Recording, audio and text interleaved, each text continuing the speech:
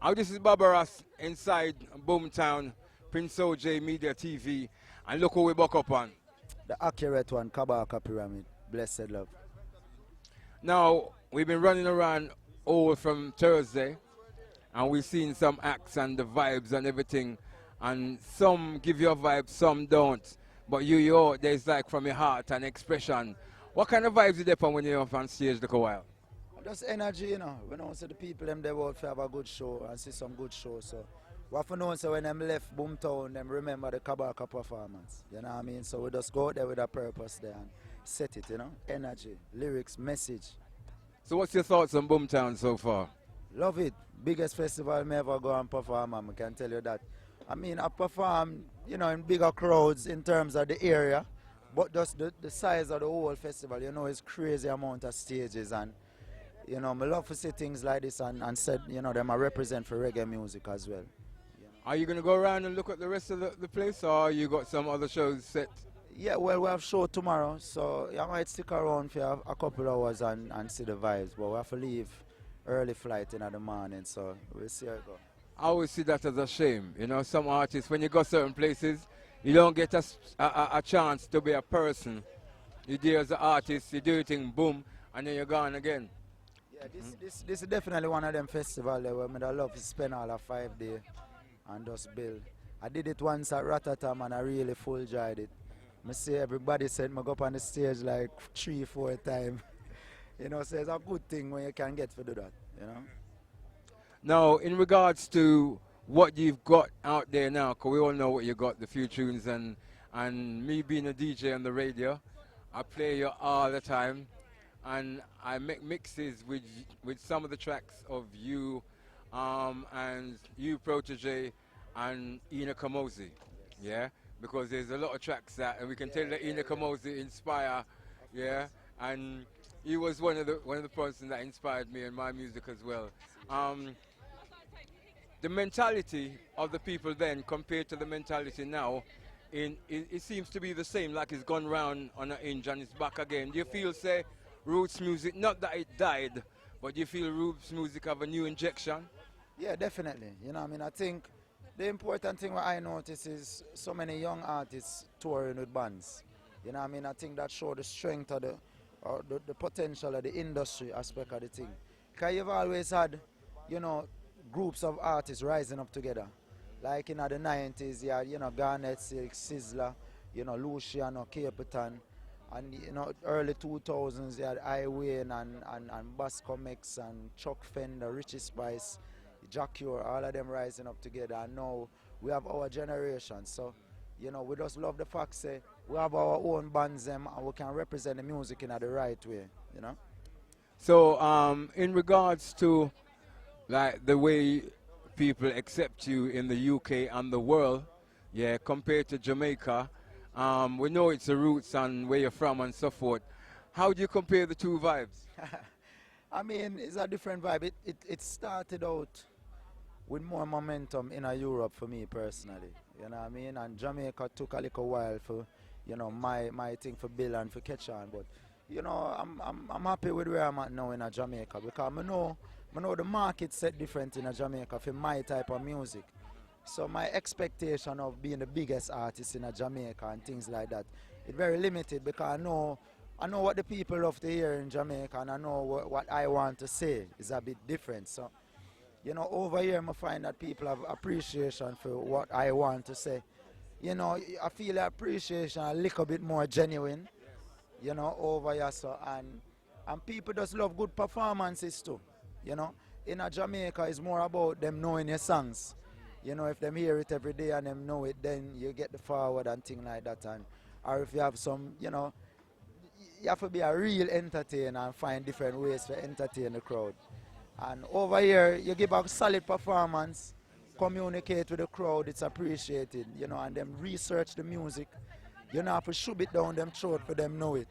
You know, so we appreciate that, but we love Jamaica too, because we're going to mash up stage show at Jamaica, and you don't get no feeling like that anywhere else, you know, so it's a balance.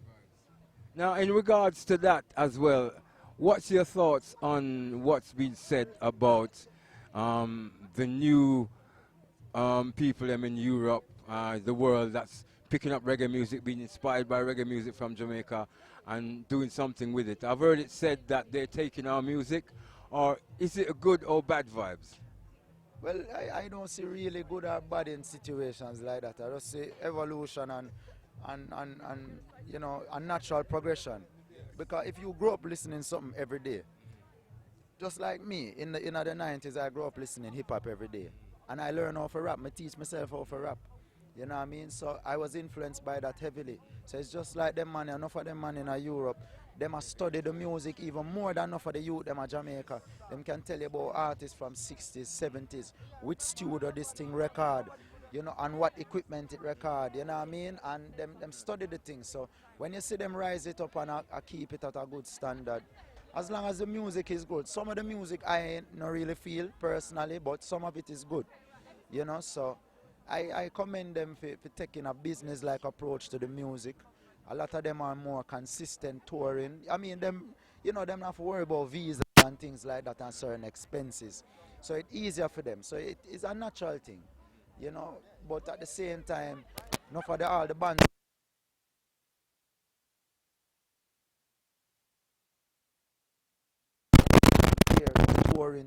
touring. Blessed love. And you know what I mean? It's a discipline where enough of we don't have. We go up on the road for a few weeks, and if no money now make, we want to go back a yard. Enough time man taking money from promoters and now come to the show there. You know what I mean? So we have a lot to learn from the business side of the thing. We can learn from them.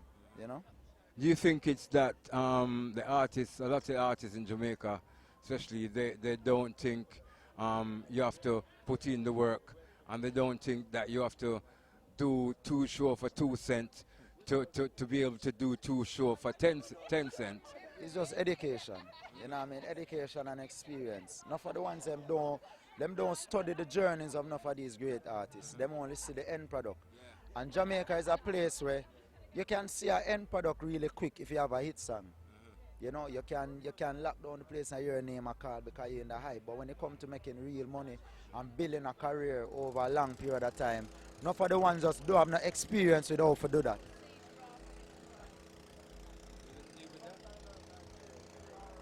Look like a good mic, man. Yes, in regards to, like, we want to say about 5 minutes left. How much long we have? About 3 minutes. Where are you at today in as much as what music you're pushing? Obviously, you got a few, but there must be some that you're pushing. And what's your plan for the future, musically speaking? So we dropped the mixtape with Major Lazer. Walter Fire, me did a mixtape, the Accurate mixtape. And we've been pushing it. It's over 400,000 views on Major Lazer's SoundCloud page. We just did the first video for it, Kabaka vs. Pyramid, which is a song with me, a DJ, and a clash with myself as a rapper. You know what I mean? And the video is out, and you see both sides, at the video same time. So, it gone like 12,000 views in a less than 2 days. So, the people, them must share it up, and we love that. I have a song with another baby rock artist named Fire. Matter of fact, he's doing an EP right now. We're doing an EP for him, and it's the Rough Diamond EP. So you can look out for music from Fire. I produce around 4 or 5 of the songs on it too. 8 songs. So it's them 2 things that we're really focusing on right now. I have the album I work on. I work with the Ghetto Youth Camp, Damian Marley in particular, doing a lot of the production on my album. But that's more a longer term thing. But for right now, the mixtape and the Rough Diamond EP from Fire. So you're on the road now. Where are some of the places you've been, and where are some of the places that you're going to be for the rest of the year? Yeah, so we've been to Reggae Jam in Germany, Reggae Giel in Belgium. We've been to Africa Tag in Austria. We've just come from Poland first night. You know what I mean? And just some big festivals, and we really give thanks. So we can dip on the road.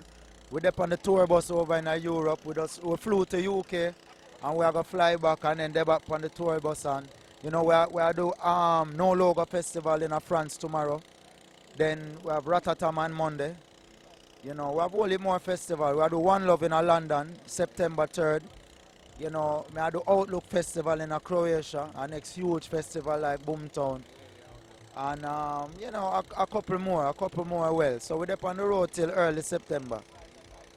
Okay.